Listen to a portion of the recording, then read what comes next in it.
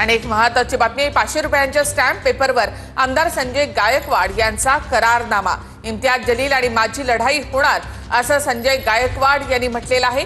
लढाईमध्ये दगड, धोंडे किंवा इतर शस्त्रांचा वापर होणार नाही असं गायकवाड यांनी म्हटलेलं आहे। दोघांच्या लढाईमध्ये तिसरा येणार नाही याची दक्षता पोलीस घेतील असं गायकवाड म्हणतायत। लढाईची तारीख, वेळ इम्तियाज जलील यांनी ठरवावी असं आव्हान गायकवाड यांनी दिलंय।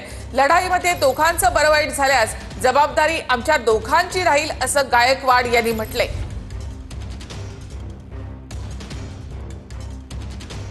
कॅन्टीनमधल्या मारहाणीनंतर जलील यांनी मला मारणार असल्याचं सांगितलेलं आहे।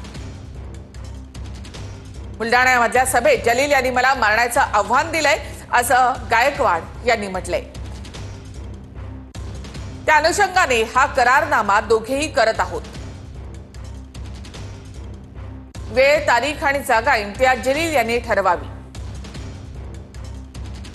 या प्रकरणामध्ये दोघेही पक्ष आणि धर्म यामध्ये आणणार नाही। लढाईमध्ये मित्र, नातेवाईक, समर्थक, कार्यकर्ता यांना मध्ये घेणार नाही। जी लढाई होईल ती पोलिसांच्या साक्षीने होईल।